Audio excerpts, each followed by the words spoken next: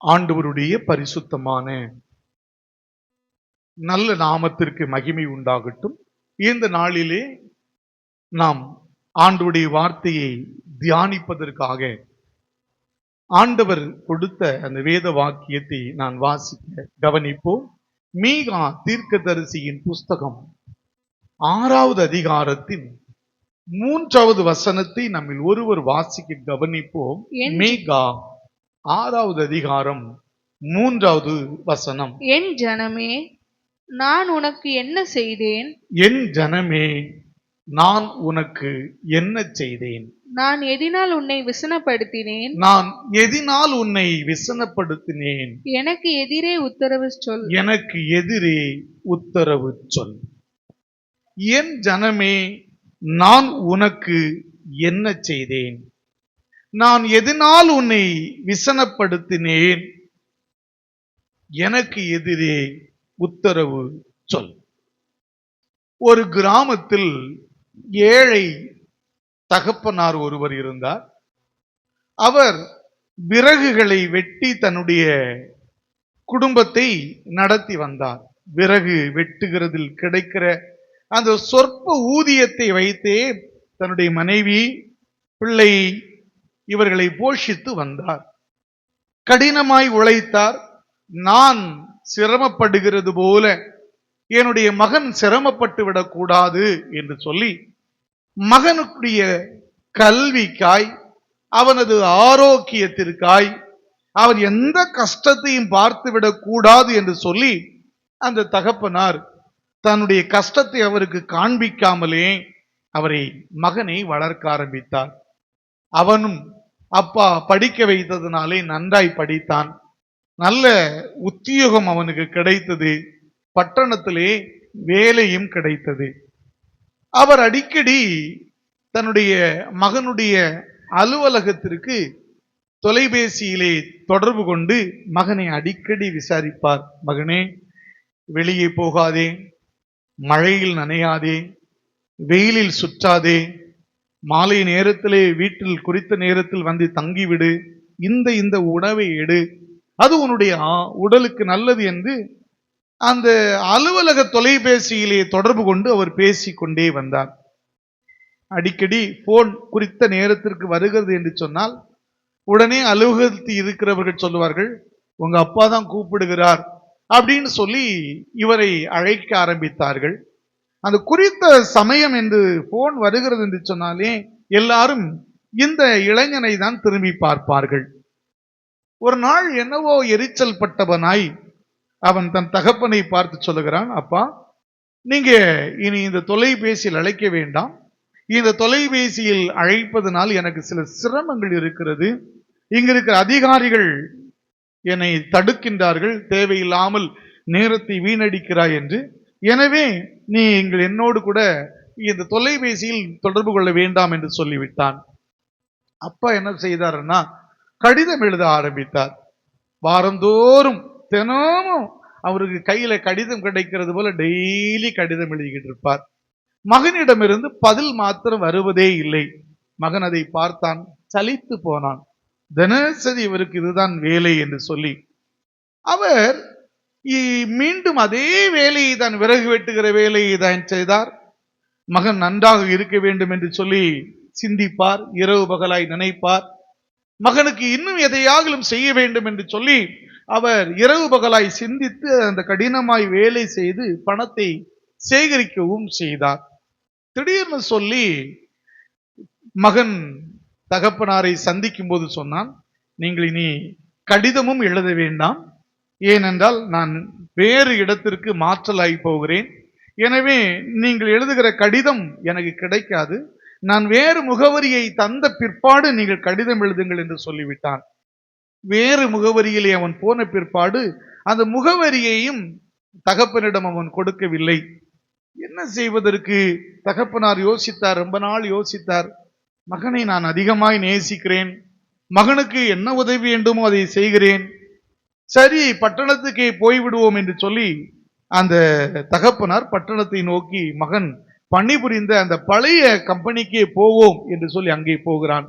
போகும்போது மகன் அங்கேதான் வேலை செய்வதாக அவனோடு கூட வேலை செய்து கொண்டிருந்த ஒருவர் இந்த தகப்பனாரை பார்த்ததும் சொல்ல, இவர் ஏன் என்னுடைய மகன் இவ்விதமாய் சொன்னான் என்கிற கேள்வியோடு கூட அதே அலுவலகத்திற்கு நுழையும் போது உள்ளே இருந்த மகன் துரிதமாய் கோபத்தோடு வேகமாய் அலுவலகத்திற்கு வெளியே நில்லுங்க அங்க என்று கொஞ்சம் கனத்த குரலில் சொல்ல ஆரம்பித்தான். இவர் அதிர்ந்து போய்விட்டார். என்ன மகனேன்னு சொல்லி, நான் தான் உங்களோடு கூட தொடர்பு கொள்ளவில்லை அல்லவா, பின்ன ஏன் என்னை தொந்தரவு பண்ணுகிறீர்கள் என்று சொல்லி தன்னுடைய தகப்பனை அதட்டுகிறான். வேறு ஒன்றுமில்லை, தன்னுடைய தகப்பனார் மெலிந்த தேகத்தோடு கூட இருக்கிறார், சரியான கிராமத்தானாக அவர் இருக்கிறார். மற்றவர்கள் எல்லாரும் புதிய நண்பர்கள், அந்த நல்ல செல்வ செழிப்பிலே வாழ்ந்து கொண்டிருக்கும் போது கிடைத்த அந்த நண்பர்கள் இவரை பரியாசம் செய்து விடுவார்கள் என்பதனால, இதுதான் உன் அப்பாவா என்று கேட்டு விடுவார்கள்ங்கிறதுனால அவன் நீ ஏன் இங்க வந்தீங்க என்று சொல்லி அவரை பார்த்து கேட்டதும் அந்த தகப்பனார் அந்த மகனை பார்த்து கேட்டதுதான், நான் உனக்கு என்ன செய்தேன்? ஒண்ணுமே புரியல அந்த தகப்பனாருக்கு. நான் உனக்கு என்ன செய்தேன்? நான் உன்னை எப்படி வேதனைப்படுத்தினேன்? உன்னை எப்படி விசனப்படுத்தினேன்? உன்னை நான் எப்படி கோபப்படுத்தினேன் என்று கேட்டுக்கொண்டு தலையை கவிழ்ந்தார். அன்பான ஆண்டவருடைய பிள்ளையே, அவ்வளவுதான். அந்த இளைஞன் சிந்தை பல விதங்களில் யோசிக்க ஆரம்பித்தது. அவனுடைய நினைவுகள் எங்கெல்லாமோ போக ஆரம்பித்தது. உண்மைதானே, அவர் எனக்கு என்ன செய்தார்? அவர் என்னை எங்கே கோபப்படுத்தினார் என்கிற ஒரு கேள்விக்குறியோடு கூட அவன் தன் தகப்பனை கட்டி பிடித்து விட்டு சொன்னான், அப்பா, என்னை மன்னித்துக் கொள்ளுங்கள். இந்த அற்புதமான காலை நேரத்திலும் கூட சேனைகளின் கர்த்தர், வானத்தையும் பூமியையும் படைத்த என் அன்பு தெய்வம் மீகா தீர்க்கதரிசி மூலமாக இஸ்ரவேலர்களுக்கு, இஸ்ரவேல் ஜனத்திற்கு அன்று இவ்விதமான ஒரு கேள்வியை தான் கேட்டார். என் ஜனமே, நான் உனக்கு என்ன செய்தேன்? நான் எதனால் உன்னை கோபப்படுத்தினேன்? நான் எதனால் உன்னை விசனப்படுத்தினேன்? எனக்கு எதிரே நீ உத்தரவு சொல். இந்த மீகா தீர்க்கதரிசியின் புஸ்தகம் நீங்கள் வாசிப்போமானால், ஆண்டவர் ஒரு வழக்கு ஒரு நீதிமன்றத்திலே வழக்காடுவதற்கு இஸ்ரவேல் ஜனத்தை அழைத்தது போல் இருக்கிறதை காண முடிகிறது. அந்த வழக்காடுவதற்கு இஸ்ரவேல் ஜனங்களை அழைத்தது போல் ஒரு புறத்திலே தென்படுகிறது. ஆனால் அந்த வழக்காடுவதற்கு சாட்சியாய் அங்கே சேனைகளின் கர்த்தர் எதை நிறுத்துகிறார் என்றால், முதல் வசனத்தையும் இரண்டாவது வசனத்தையும் வாசிக்க கவனிப்போம். கர்த்தர் சொல்லுகிறதை கேளுங்கள். மீகா 6:1 மற்றும் 2. கர்த்தர் சொல்லுகிறதை கேளுங்கள். நீ எழுந்து பர்வதங்களுக்கு முன் உன் வழக்கை சொல். அவர் சொல்லுகிறார், பர்வதங்களுக்கு முன் உன் வழக்கை சொல். மலைகள் உன் சத்தத்தை கேட்க கடவது. மலைகள் உன் சத்தத்தை கேட்கட்டும். பர்வதங்களே, பூமியின் உறுதியான அஸ்திபாரங்களே, கர்த்தருடைய வழக்கை கேளுங்கள். தீர்க்கதரிசி ஆண்டவருடைய பட்சத்தில் ஆண்டவருடைய குரலாய் ஒலிக்கும் போது சொல்லுகிறான், பர்வதங்கள் உன் சத்தத்தை கேட்கட்டும், மலைகள் உன் சத்தத்தை கேட்கட்டும், பூமியின் அஸ்திபாரங்கள் உன் சத்தத்தை கேட்கட்டும். என் கேள்வி என்னவென்றால், என் ஜனமே, நான் உனக்கு என்ன செய்தேன்? உன்னை நான் எந்த விதத்தில் விசனப்படுத்தினேன்? நீ பதில் சொல். ஆண்டவர் கேட்கிற கேள்விகளுக்கு ஆண்டவருக்கு பதில் தெரியாது என்று அல்ல. ஆண்டவர் கேட்கிற அத்தனை கேள்விகளுக்கும் அவரிடத்திலே பதில் உண்டு. ஆதாமே, நீ எங்கே இருக்கிறாய் என்று ஆதியாகமம் 3வது அதிகாரத்தின் 9வது வசனத்தில் ஆதாமை பார்த்து என் ஆண்டவர் அழைக்கும் போது, ஆதாம் எங்கே இருக்கிறான் என்று அவருக்கு தெரியாமல் இல்லை. தெரியும். அதுபோல உன் சகோதரனாகிய ஆபேல் எங்கே என்று சொல்லி ஆதியாகமம் 4வது அதிகாரத்தின் 9வது வசனத்திலே என் ஆண்டவர் கேட்கும்போது, ஆபேல் எங்கே, என்ன ஆனான் என்பது என் ஆண்டவருக்கு தெரியும். ஆனாலும் அவர் கேள்வி ஒன்றை கேட்கின்றார், எங்கே இருக்கிறான்? யோபுவின் புஸ்தகத்துல 38வது அதிகாரத்துல 38 முதல் 41வது அதிகாரம் வரைக்கும் நீங்க வாசித்து பார்த்தீங்கன்னா அடுக்கடுக்கான கேள்விகள். 38, 39, 40, 41 இந்த 4 அதிகாரத்திலும் சுமார் ஒரு 75 கேள்விகள் இருக்கிறது. யோபுவை பார்த்து என் ஆண்டவர் கேட்கிறார், நான் அதை செய்யும் போது நீ எங்க இருந்தா, நான் இதை செய்யும் போது நீ எங்க இருந்த, நான் அஸ்திபாரம் போடும் போது எங்க இருந்த, நான் நட்சத்திரங்களை பேர சொல்லி கூப்பிட்டேனே அப்போ உனக்கு தெரியுமா? கேள்விக்கு மேல கேள்வி கேட்டுக்கொண்டே இருப்பார். ஏன் ஆண்டவர் கேள்வி கேட்கிறார் என்றால், கேள்விக்கான பதில் அவரிடத்தில் இல்லை என்று அல்ல, மாறாக நாம் நம்மை நிதானித்து பார்க்க வேண்டும் என்று ஆண்டவர் எதிர்பார்க்கிறார். ஏன் கேள்வியை என் ஆண்டவர் கேட்கிறார்? இந்த மனசாட்சியை தட்டி எழுப்புவதற்காக, நம்முடைய உள்ளத்தில் ஒரு உணர்வை கொடுத்து தூங்கிக் கொண்டிருக்கிற உள்ளத்தை, தேவனை விட்டு தூரமாய் ஓடிக்கொண்டிருக்கிற உங்களையும் என்னையும் அவர் அண்டை இழுப்பதற்காக அவர் கேள்விகளை கேட்கிறார்.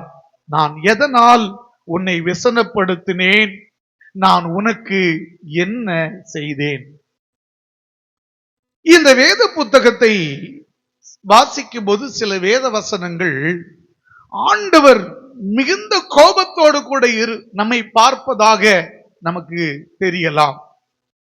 உலகத்தில் இருக்கிற ஊழியக்காரர்களுடைய பிரசங்கங்களை நாம் கேட்கும் போது பல பிரசங்கியாருடைய செய்தி தேவன் பல்லை கடித்து கொண்டு கண்ணை உருட்டி கொண்டு நம்மை அடித்து நொறுக்குவது போல அவர் இருப்பதாக அவர்கள் ஊழியர்களாகிய நாங்கள் பல நேரங்களிலும் ஆண்டவரை உங்களுக்கு முன்பதாக முன்னிறுத்தி இருக்கக்கூடும். ஆனால் இந்த வசனம் அப்படிப்பட்ட வசனம் அல்ல. ஆண்டவர் சாதாரணமாய் அவருடைய மென்மையான அந்த உணர்வை அன்பின் நிறைவோடு கூட அவர் சொல்லுகிறார், நான் உனக்கு என்ன செய்தேன்? நான் உன்னை எங்கே வேதனைப்படுத்தினேன்?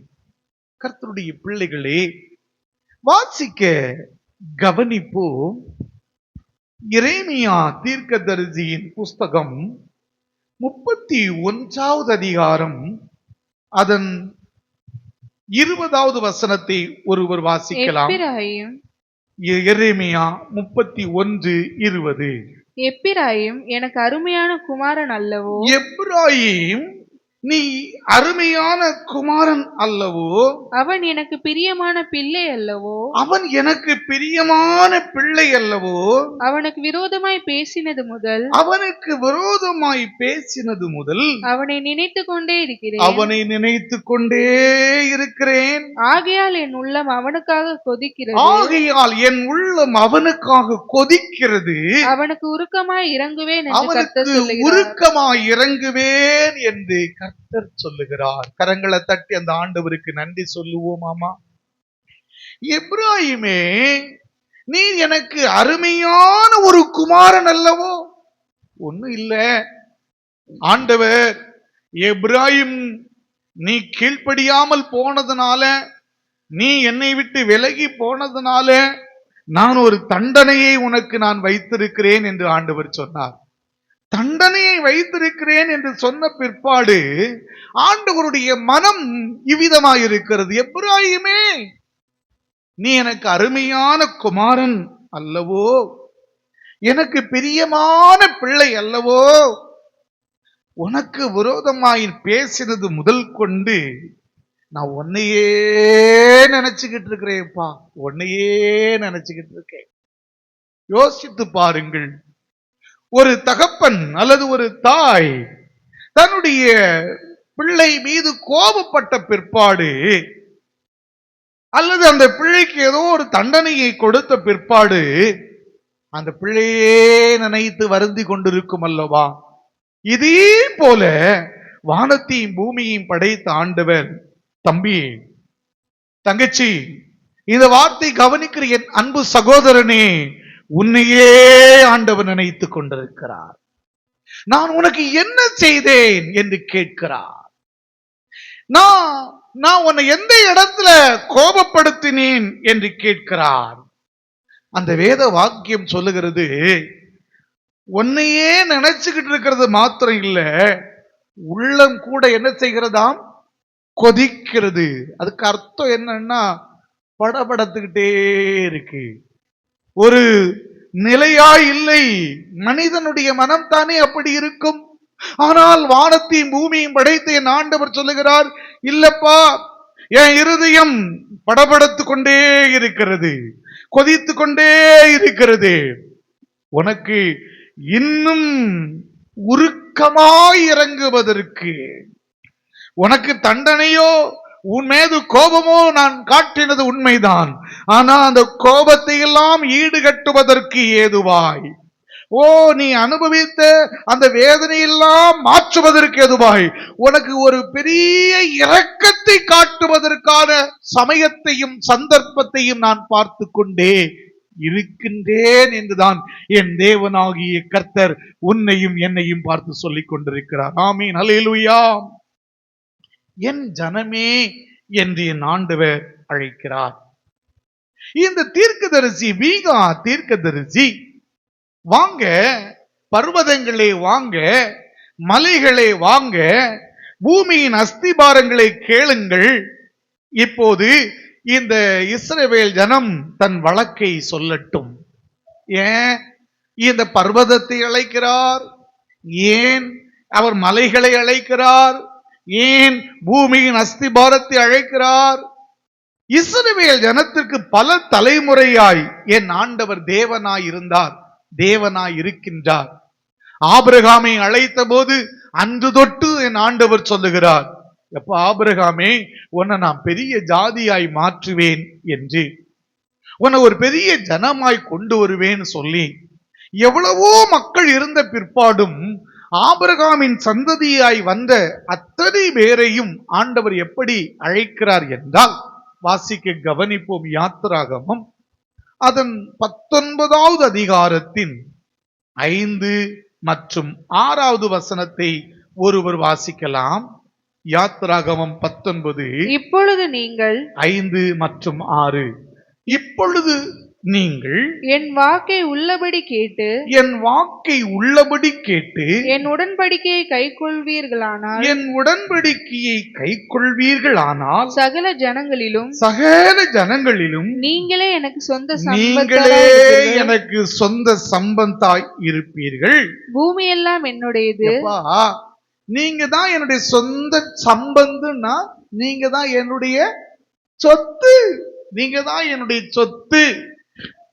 மனிதனே, ஆபிரகாமின் சந்ததியே, இன்று விசுவாசத்தினால் ஆபிரகாமுடைய குமாரர்களும் குமாரத்திகளுமாய் இருக்கிற கர்த்தருடைய பிள்ளையே, என் ஆண்டவர் உன்னையும் என்னையும் பார்த்து சொல்லுகிறார், நீங்க என்னுடைய சொத்து, நீங்க என்னுடைய சொந்த சொத்து. தொடர்ந்து 6வது வசனத்தில் சொல்லுகிறார், நீங்கள் எனக்கு ஆசாரிய ராஜ்யமும் பரிசுத்த ஜாதியுமாய் இருப்பீர்கள். பரிசுத்த ஜாதியுமாய் இருப்பீர்கள். போதும், சொந்த சொத்து. நீங்க எனக்கு ஆசாரிய ஜாதி. பிறருக்காய் பரிந்து பேசுகிற, பிறரை நல்வழிப்படுத்துகிற, பிறருக்கு ஆசானாய், பிறருக்கு ஆசாரியனாய், பிறருக்கு ஆசிரியனாய், இந்த முழு உலகத்தின் எல்லா குடிகளையும் செம்மையான பாதையிலே வழிநடத்துகிற ஒரு வழிகாட்டியாய் முழு உலகத்துக்கும் நீங்க தான். உன்னை நான் பரிசுத்த ஜாதியாய் தெரிந்தெடுத்திருக்கிறேன், உன்னை நான் பரிசுத்த ஜனமாய் தேர்ந்தெடுத்திருக்கிறேன், எல்லாருக்கும் ஆசாரியன் நீதான் என்று சொல்லி ஆண்டவர் அழைத்த ஜனம்தான் இஸ்ரவேல் ஜனம். இன்று அந்த ஜனத்தோடு கூட ஆவிக்குரிய இஸ்ரவேலர்களாய் கர்த்தர் நம்மையும் மாற்றி இந்த முழு உலகத்திற்கும் பரிசுத்த ஜாதியாயும் ஆசாரிய கூட்டமாயும் கர்த்தர் நம்மை கொண்டு வந்திருக்கின்றார். அல்லேலூயா. எனக்கு அன்பான கர்த்தருடைய பிள்ளையே, வேடிக்கை பார்க்கிற ஒரு கூட்டமாய் அல்ல, நீங்களும் நானும் பரிசுத்த ஸ்தலத்திற்கு வெளியே இருக்கிற வெளி பிரகாரங்களிலே கூடுகிற மக்கள் கூட்டமாய் அல்ல, பரிசுத்த ஸ்தலத்திலும் மகா பரிசுத்த ஸ்தலத்திலும் இந்த ஜனத்திற்காக போய் நிற்கிற சிறப்பான ஒரு கூட்டம் தான் நீங்களும் நானும். ஆமென். அல்லேலூயா. என் ஆண்டவர் என் ஜனம் என்று அந்த ஜனத்தை அழைத்தது போல் இன்று உங்களையும் என்னையும் அழைத்து கொண்டிருக்கிறார். என் ஜனமே. உண்மையிலேயே மீகா தீர்க்கதரிசியின் காலம் எந்த காலம் அப்படின்னா, எசேக்கியா ராஜாவின் காலம், ஆகாஸ் ராஜாவின் காலம். எசேக்கியா ராஜா ஆகாஸ் ராஜாவின் காலத்திலே இஸ்ரவேலர்களுக்கு அப்படி பெரும் பிரச்சனைகள் ஒன்றும் பெரிதாய் ஒன்றும் இல்லை. ஏதாவது பிரச்சனைகள் வருமானால் ஆண்டவரே அதை பார்த்து கொள்வார். சீரியர்களாகட்டும் அசீரியர்களாகட்டும் வருவார்கள், ஒரு தூதனை அனுப்பி கொடுப்பார். ஒரு இரவிலே 1,85,000 பேரை கொன்று குவித்து கர்த்தருடைய நாமத்திற்கு அவர் மகிமை சேர்த்தார். ஆம், முழு இஸ்ரவேலர்களும் நிம்மதியாய் வாழ்ந்த காலம், எல்லாம் நிறைவாய் இருந்த காலம்தான் இந்த மீகா தீர்க்கதரிசியின் காலம். நடந்தது என்னன்னா, இந்த மீகா தீர்க்கதரிசியின் காலத்துல எல்லாம் நிறைவாய் அவர்களுக்கு கிடைத்தது என்னவோ உண்மைத்தான். ஆனால் அவர்கள் தேவனை ஆராதிக்க பல நேரங்களிலும் தவறினவர்களாய் விக்கிரக ஆராதனைக்கு போய்விட்டார்கள். அவர்கள் பெருமை கொண்டவர்களாய் வாழ்ந்து விட்டார்கள். எசேக்கியாவை நமக்கு தெரியும். எசேக்கியா ராஜா சுகம் பெற்ற பிற்பாடு அவனை பார்க்கிறதுக்கு மற்ற ராஜாக்கள் எல்லாம் வந்து போன போது அவன் என்ன காண்பித்தான்? தனக்கு சுகம் கொடுத்த தேவாதி தேவனை காண்பிப்பதற்கு பதிலாக தன்னுடைய ஆஸ்திகளை எல்லாம் தன்னுடைய புயபலத்தினால் கிடைத்ததாக மற்றவர்கள் அறியட்டும் என்று சொல்லி அங்கே இருந்த எல்லா உயர்தரமான எல்லா மேன்மைகளையும் தான் காண்பித்து கொடுத்தான். அதே போலதான் அந்த காலகட்டத்தில் இருக்கிற இஸ்ரவேலர்களும் வாழ்ந்தார்கள், பெருமை பிடித்தவர்களாய் வாழ்ந்தார்கள். எனக்கு அன்பான கர்த்தருடைய பிள்ளையே, ஜட்ஜ்மெண்ட் இன்னும் வரல, வழக்குக்கு பிற்பாடுதான் ஜட்ஜ்மெண்ட் வரும். இப்பொழுது எசேக்கியா ராஜாவின் காலம். இந்த காலத்துல ஏசாயா தீர்க்கதரிசி இருக்கிறார், நமக்கு தெரியும். இந்த ஏசாயா தான் எசேக்கியா ராஜாட்ட போய் சொல்லுவான், உன் வீட்டு காரியத்தை எல்லாம் ஒழுங்குபடுத்தி விடு என்று சொல்லுவான். ஐயோன்னு சொல்லி அழுத போது இரக்கம் காண்பித்தார் என் ஆண்டவர். இந்த காலகட்டத்தில் வாழ்கிற இந்த மீகா தீர்க்கதரிசி மூலம் ஆண்டவர் சொல்லுகிறார், என் மக்களுக்கு நான் ஒரு வாய்ப்பை கொடுக்க போகிறேன். அவர்களை நான் தண்டனைக்குட்படுத்தாதபடிக்கு, அவர்களை சிறையிருப்புக்கு நேராய் கொண்டு போகாதபடிக்கு, அவர்கள் தன்னை உணர்ந்து கொள்வதற்காய், அவர்கள் தன்னுடைய மனசாட்சியை கேள்வி கேட்டு தன்னுடைய வாழ்க்கையை சரி செய்வதற்காக நான் ஒரு வாய்ப்பை கொடுக்கிறேன். வழக்கை ஏற்படுத்துவோம் வாருங்கள்னு கூப்பிடுகிறார்.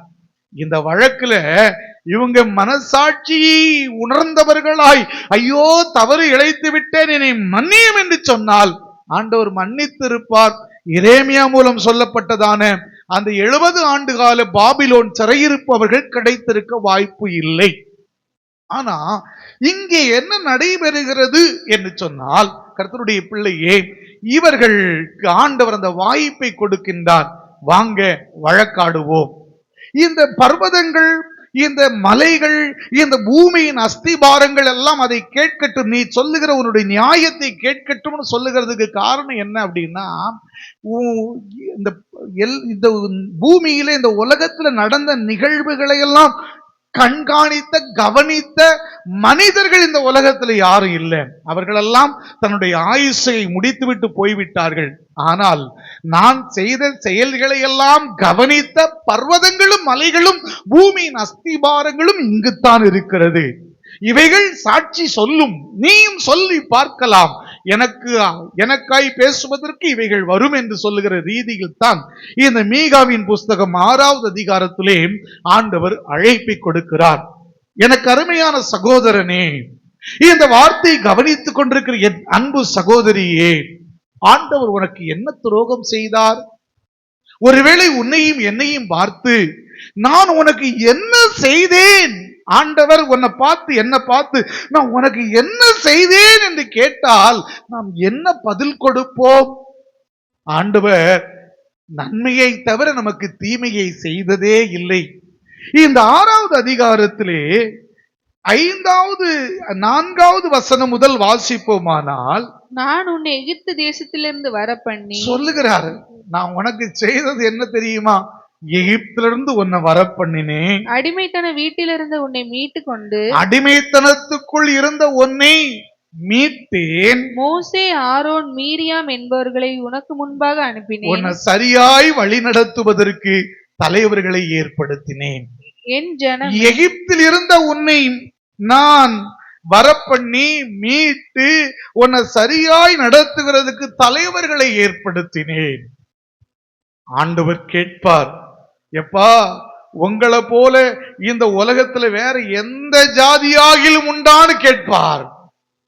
இப்படி நடத்தப்பட்ட ஜனங்கள் இந்த உலகத்துல எங்கேயாகிலும் உண்டான்னு ஆண்டவர் கேட்டிருப்பார். ஒரு இடத்துல இல்லம்மா. என் அன்பு சகோதரனே, என் அன்பு சகோதரியே, என் தேவனாகிய கர்த்தர் உன்னை எகிப்திலிருந்து அழைத்திருக்கிறார். எகிப்து என்பது பாவத்தின் அடிமைத்தனம்.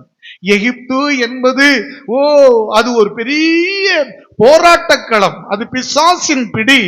இந்த பிசாசின் பிடியிலும் பாவத்தின் அடிமைத்தனத்திலும் நீங்களும் நானும் வாழ்ந்து கொண்டிருந்தோம்.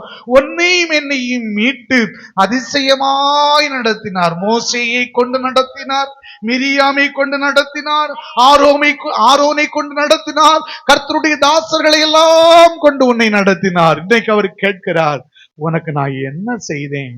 என்ன குறை வச்சேன்? நீ ஏன் என்னை விட்டு விலகி போனாய்? இதுதான் அவரது கேள்வி. தொடர்ந்து 5வது வசனம், என் ஜனமே, மோவாபின் ராஜாவாகிய பாலாக் பண்ணின யோசனை இன்னதென்றும், பாலாக் ஒரு யோசனை பண்ணுனா அது இன்னது என்றும், பேயோரின் குமாரனான பிலேயாம் அவனுக்கு பிரதியுத்தரமாக சொன்னது இன்னதென்றும், பிலேயாம் உங்களை அழிக்கணும்னு சொல்லி ஒரு சூழ்ச்சியை சொல்லி கொடுத்து போனான், அதுவும் என்னது என்றும், சித்தீம் தொடங்கி கில்கால் மட்டும் நடந்தது இன்னதென்றும், சித்தீம் தொடங்கி கில்கால் மட்டும். சித்தீம் அப்படின்னா வனாந்தரத்துல அவங்க பயணித்து வந்தாங்க பாருங்க. வனாந்தரத்துல லாஸ்ட் ஸ்டேஷன் தான் சித்தீம். லாஸ்ட் அவங்க கானானுக்குள்ள போகிறதுக்கு முன்னாடி கடைசி டெண்டு போட்ட இடம் தான் சித்தீம். இந்த சித்தீம்ல இருந்து எங்க வரைக்கும்? கில்கால் மட்டும். எப்பா, நீங்க பொறுமையாய் வாசித்து பார்ப்பீர்களானால் தேவன் அவர்களை நடத்தின அதிசயமும் ஆச்சரியமான பாதைகளை காண முடியும். ஆமீன், ஹல்லேலூயா. எப்பா கொஞ்சம் யோசித்து பாரு தங்கச்சி, தம்பி, நீ கொஞ்சம் யோசித்து பாப்பியா? உன் வாழ்க்கையை ஆண்டவர் அதிசயமாய் நடத்தினார். நீ எகிப்தில் கண்டெடுக்கப்பட்டாய், நீ எகிப்திலிருந்து மீட்டெடுக்கப்பட்டாய். உன்னை நடத்துவதற்கு காலத்திற்கு ஏற்றாற்போல மிரியாம், ஆரோன், மோசேயை அனுப்பினார். நீ தங்கியிருந்த ஸ்தலத்திலே பாதுகாப்பு. நீ தொடர்ந்து கானானுக்குள்ளே நுழைகிற காலம் வரையிலும் சந்தித்த பிரச்சனைகள் ஏராளம். இதுல நீ என்றாலும் உன்னுடைய பலத்தை, உன்னுடைய பிரயாசத்தை நீ காண்பித்தாயா? இல்லவே இல்லை. நான் அல்லவா உனக்கு முன்னாடி போய், நான் அல்லவா உன்னை அதிசயமாய் நடத்தினேன். இவ்வளவையும் நான் செய்த பிற்பாடு, இவ்வளவும் நான் உனக்கு செய்த பிற்பாடு நீ ஏன் என்னை மறந்து, என்னை விட்டு விலகி வேறே தெய்வத்தை பற்றி கொண்டு பெருமை பிடித்தவனாய், அலங்காரத்திற்காக, உலக வழக்கிற்காக நீ ஒரு சாதாரணமான ஒரு ஆராதனை செய்கிறவனாய், உலகத்தின் பார்வையிலே யெகோவா தெய்வனை வழிபடுகிறவனை போல நீ காட்டிக்கொள்ளுகிறாய்.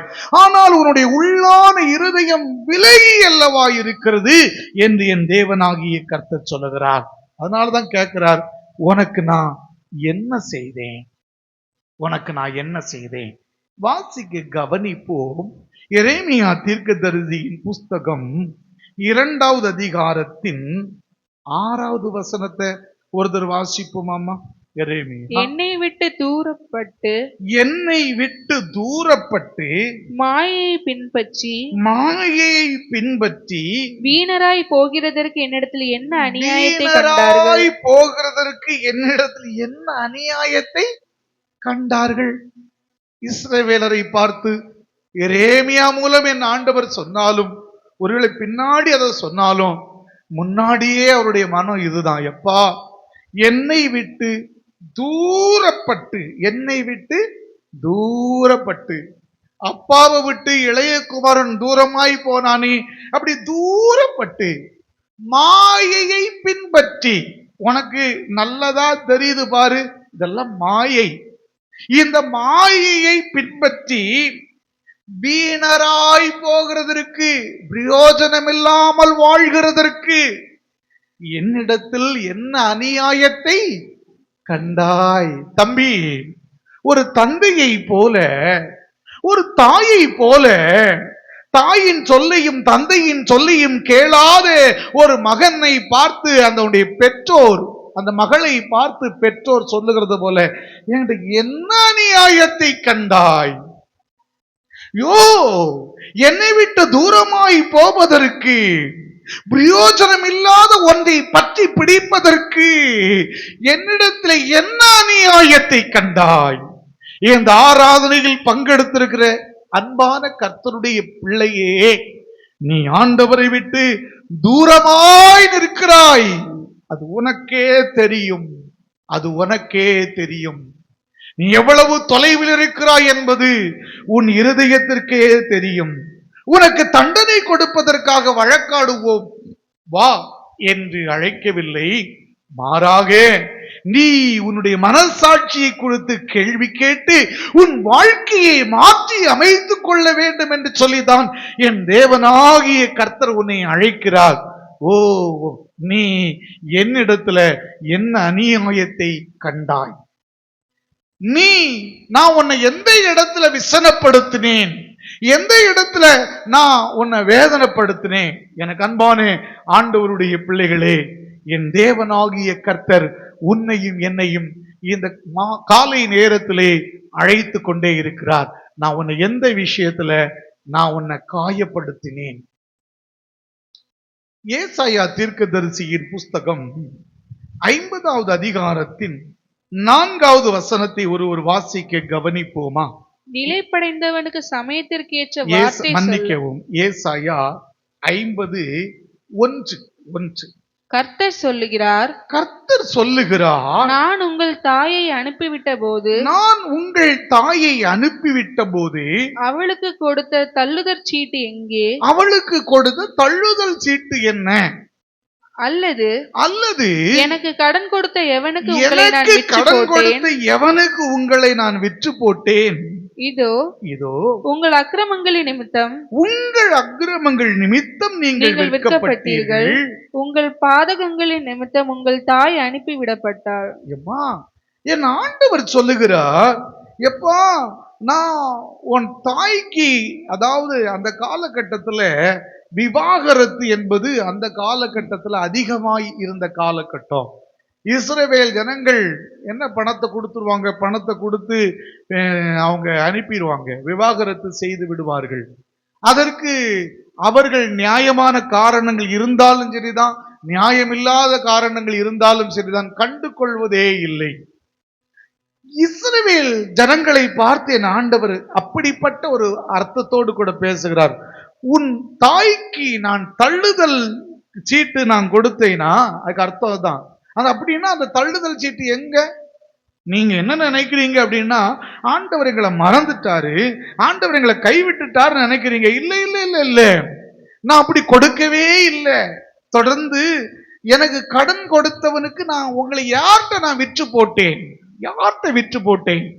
அதுக்கு அர்த்தம் என்ன அப்படின்னா, நான் உங்களை எந்த மனிதனுடைய கையிலும் விற்று போடல, உங்களை எந்த ஜாதியாருக்கும் அடிமையா நான் விட்டு போகல. நீங்க தான், உங்க அக்கிரமங்கள் தான் உங்க பாவங்கள் தான், உங்க பாதகங்கள் தான், உங்களுடைய கீழ்ப்படியாமைகள் தான் நீங்களா போய் சிக்கி கொண்டது, அவ்வளவுதான். இந்த காலை நேரத்தில் என் ஆண்டவர் அபிதமாய்தான் உன்னோடு கூட என்னோடு கூட பேசி கொண்டிருக்கிற. கொஞ்சம் யோசித்து பாரு, கொஞ்சம் உன் மனசாட்சியை தட்டி பாரு. எந்த இடத்துல நான் உனக்கு தப்பு பண்ணேன், எந்த இடத்துல நான் உனக்கு துரோகம் பண்ணேன், எந்த இடத்துல நான் உனக்கு அநியாயம் செய்தேன், நீ ஏன் என்னை மறந்தாய், நான் உனக்கு என்ன செய்தேன், நான் உன்னை எந்த இடத்துல விசனப்படுத்தினேன். எனக்கு அன்பான ஆண்டவருடைய பிள்ளைகளே, என் தேவனாகிய கர்த்தருடைய குரலுக்கு நாம் செவி கொடுப்போமானால் என் ஆண்டவருடைய ஆறுதலையும் தேர்தலையும் இன்றைக்கு பெற்றுக்கொள்ளலாம். தீர்க்கன் ஏசாயா மூலமாம் ஆண்டவர் சொல்லுகிறத கூட வாசித்து விடுவோம். 43வது அதிகாரம், ஏசாயா 43வது அதிகாரம் 24வது வசனத்தை வாசிப்போம். நீ எனக்கு பணங்களால் சுகந்த பட்டையை கொள்ளாமலும், நீ எனக்கு பணங்களால் சுகந்த பட்டையை கொள்ளாமலும், உன் பலிகளின் நினத்தினால் என்னை திருப்தியாக்காமலும், உன்னுடைய பலிகளின் நினத்தினால் என்னை திருப்தியாக்காமலும், உன் பாவங்களினால் என்னை சங்கடப்படுத்தி, நீதான் என்ன சங்கடப்படுத்தினா. அவர் கேட்கிறாரு பாரு, எப்பா நான் உன்னை எதுல சங்கடப்படுத்தினேன்னு சொல்லுன்னு கேட்கிறாரு மீகா மூலம். இப்ப அவர் சொல்றாரு, நீதான் என்ன சங்கடப்படுத்தின. எப்படி சங்கடப்படுத்தின? உன் பாவங்களினால் என்னை சங்கடப்படுத்தினாய், உன் அக்கிரமங்களினால் என்னை வருத்தப்படுத்தினா. நான் உன்ட ஏதாவது கேட்டனா? உன் பணத்தினால, உன்னுடைய வாசனை திரவியத்தினால, உன் பலியினால நீ என்னை மேன்மைப்படுத்தின உன்ட கேட்டனா? இல்லையே. நீதான் என்ன சங்கடப்படுத்த. உன்னை சங்கடப்படுத்தினா இதை தந்தாதான். நீங்க பார்த்திருப்பீங்க, பல இடங்கள்லயும் மக்களை சங்கடப்படுத்துவாங்க. நீங்க இவ்வளவு கொடுக்கணும் ஆண்டவருக்கு, 10ல் 1 கட்டாயம் கொடுக்கணும், 10ல் 20 கொடுக்கணும், 10ல் 30 கொடுக்கணும். இல்லம்மா, உன் இருதயம் தேவனை நேசிக்குமானால் நீ எவ்வளவு கொடுக்கணும் நீ திட்டமிடுகிறாயோ நீ கொடுத்து விடு. உன்னை காணிக்க கொடுன்னு சொல்லி நாங்க உங்களை சங்கடப்படுத்தவே இல்லை. நீ ஆண்டவரை நேசிக்கிறது உண்மைன்னா கொடுப்ப, அவ்வளவுதான். நேசிக்காதவன் கொடுக்க மாட்டான், அவரை பற்றி நாங்க கண்டுக்கிறதே இல்லை. நீ நேசிக்கணும்னு சொல்லிதான், எப்பா நான் உன்னை எதுல விசனப்படுத்தினேன்னு ஆண்டவர் கேட்கிறார்.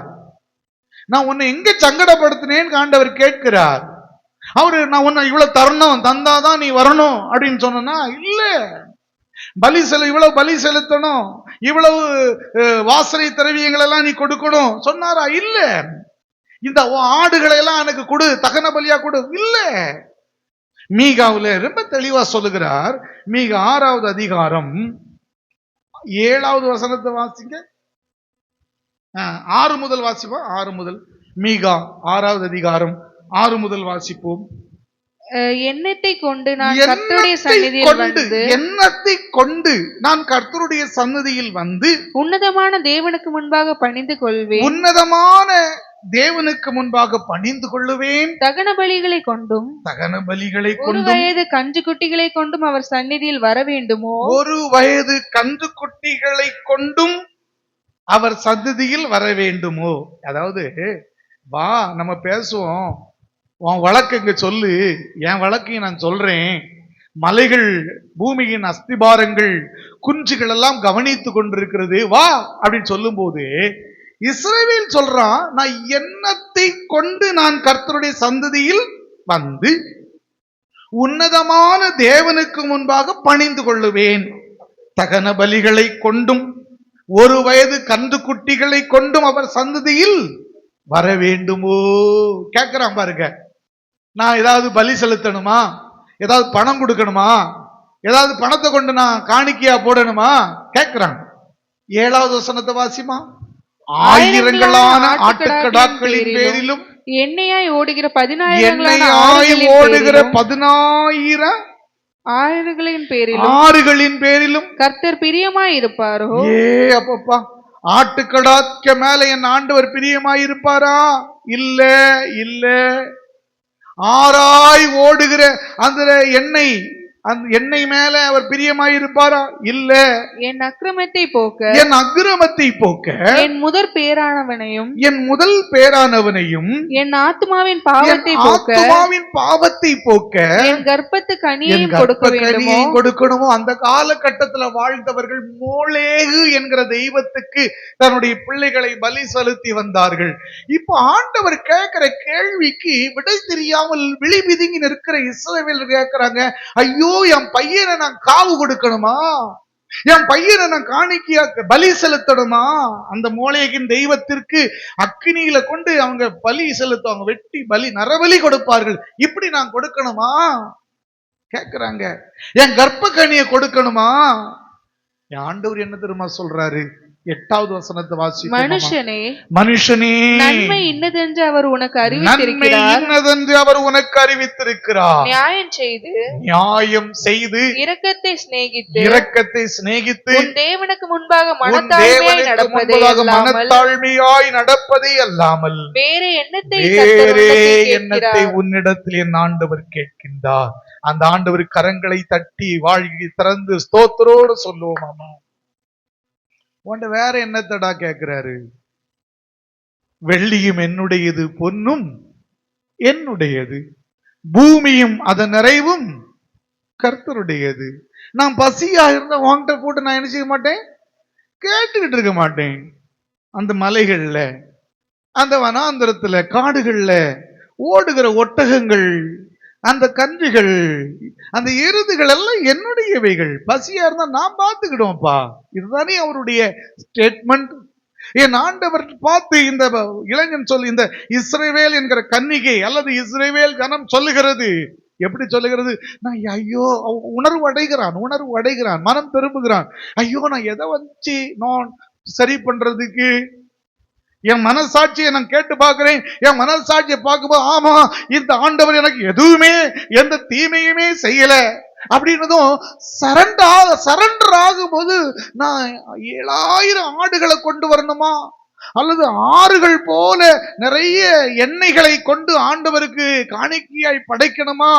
ஐயோ அல்லது என் பையனை என் பொண்ணை பலி செலுத்தணுமா? முட்டாள்தனமாய் கேட்கிறான் இந்த இஸ்ரவேல். ஏன்னா அவன் உடன்படிக்கையை மறந்ததுனால.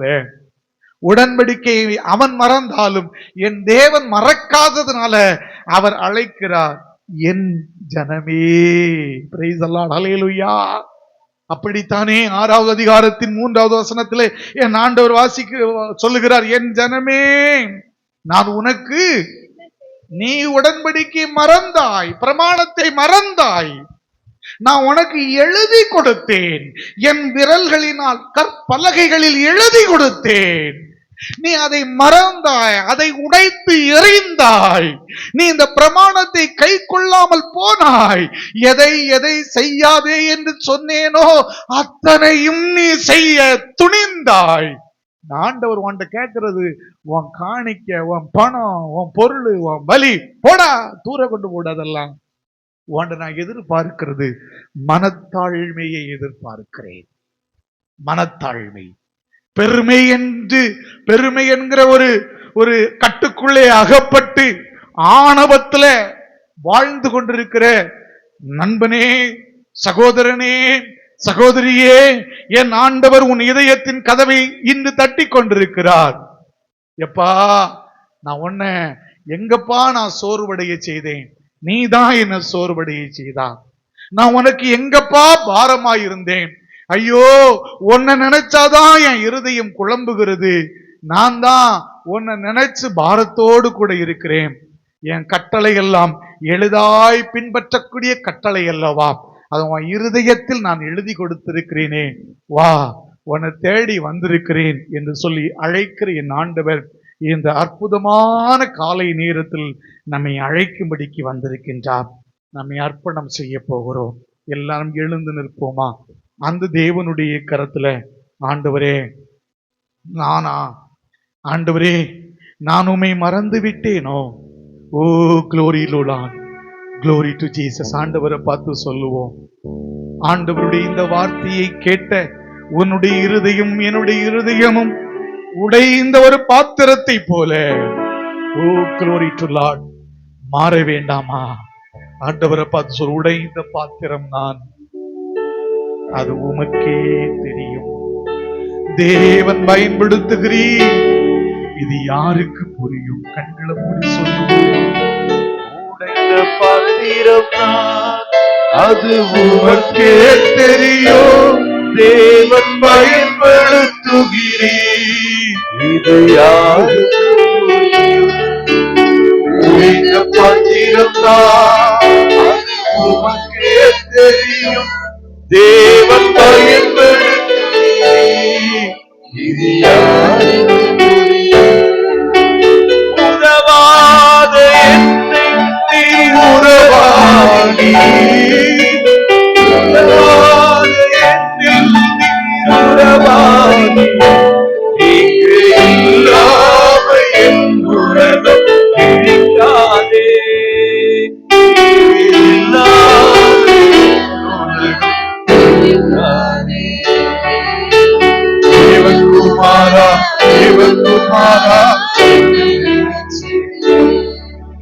தேவகுமாரா, தேவகுமாரா, சொல்லுமா? தேவகுமாரா, தேவகுமாரா, தேவகுமாரா, தேவகுமாரா, என் ஜனமே, நான் உனக்கு என்ன செய்தேன்? நான் எதனால் உன்னை விசனப்படுத்தினேன் என்று என் ஆண்டவர் உங்களையும் என்னையும் பார்த்து சொல்லுகிற அந்த மெல்லிய சத்தம் உன் செவியில் விழுகிறதா? விழுமானால் அவரை பார்த்து சொல்லுங்க, உங்களை மறந்து வாழ்ந்து வந்தான். அது உங்களுக்கு தெரியும்ப்பா. பல நேரங்களில் உம்மை மறுதலித்தவன் தான். இது நீங்க மாத்திரம் இல்ல, இந்த உலகத்துக்கே தெரியும். கண்களை மூடி சொல்லுங்க. உம்மை மறந்து வாழ்ந்தவன் நான், அது உமக்கே தெரியும். உம்மை மறுதலித்தவன் நான், இது உலகே அறியும். உம்மை மறந்து வாழ்ந்தவன் நான், அது உமக்கே தெரியும். உம்மை மறுதலித்தவன் நான், இது உலகே அறியும். உதவாத என்னில் நீ உறவாதி, நீங்க இல்லாம என் உலகம் பிடிக்காதே. உதவாத என்னில் நீ உறவாதிலே, நீங்க இல்லாம என் பொழுது பிடிக்காதே. நீங்க இல்லாம என் பொழுது பிடிக்காதே. தேவகுமாரா, தேவகுமாரா, தேவகுமாரா, தேவகுமாரா, நீங்க நினைச்சா ஆசீர்வாதம் என்ன மறந்தா எங்கே போயினா, நீங்க நினைச்சா ஆசீர்வாதம் தான். என்ன மறந்தா எங்கே போயினா. தேவகுமாரா, தேவகுமாரா, தேவகுமாரா,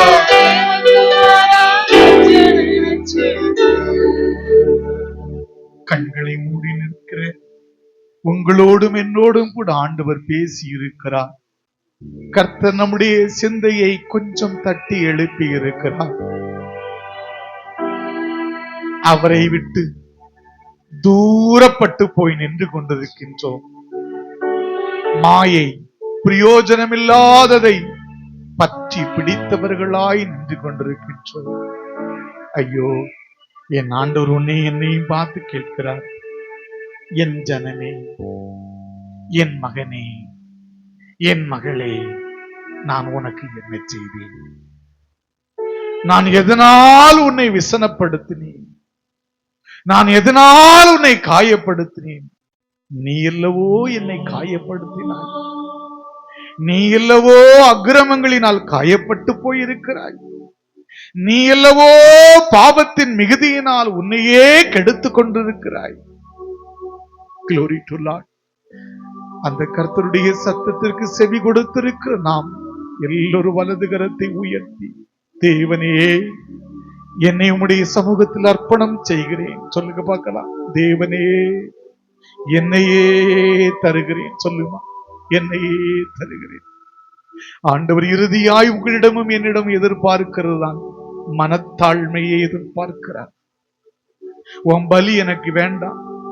வாயை திறந்ததும் எது ஸ்தோத்திரம் சொன்னா போதும் அப்படின்னு நினைச்சுக்கிட்டு இருக்க பாரு. இந்த பலி எனக்கு வேண்டாம். பணம் கொடுத்தா போதும், இந்த பலி எனக்கு வேண்டாம். மனத்தாழ்மையை தரித்துக்கொள். மனத்தாழ்மையை தரித்துக்கொள். தாழ்மை உள்ள உனக்கு கிருபை, தாழ்மை உள்ள நமக்கு தேவனுடைய கிருபை 2000 ஆண்டுகளுக்கு முன்பதாக இந்த பூமிக்கு பரமபிதாவினால் அனுப்பப்பட்ட கிருபை உனக்குள்ளும் எனக்குள்ளும் அது சத்தியமாய் இறங்கி அது உன்னையும் என்னையும் வாழ வைத்து நிலை நிறுத்துகிற அந்த கிருபை. அந்த கிருபைக்காக கரங்களை தட்டி ஸ்தோத்திரம் பண்ணுவோமா. தாழ்மையை தரித்துக் கொள்ளுவோம்.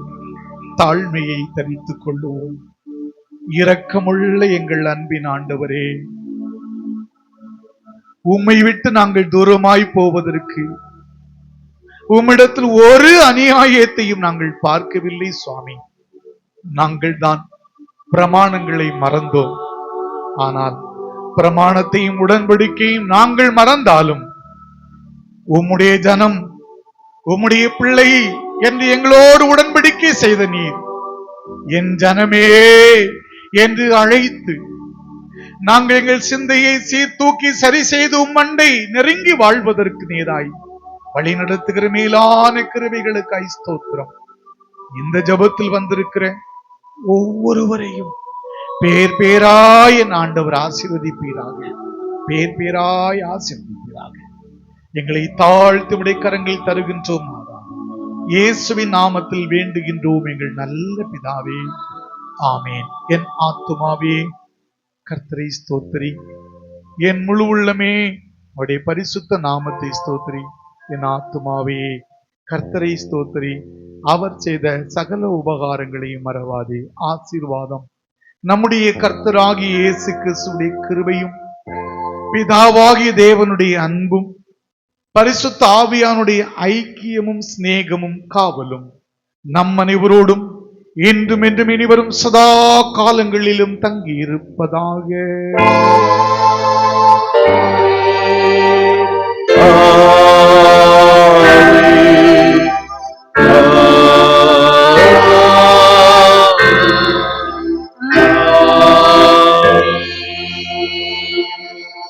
சமாதானத்தோடே புறப்பட்டு போங்கள். கர்த்தருடைய நாமத்தினாலே ஆமென்.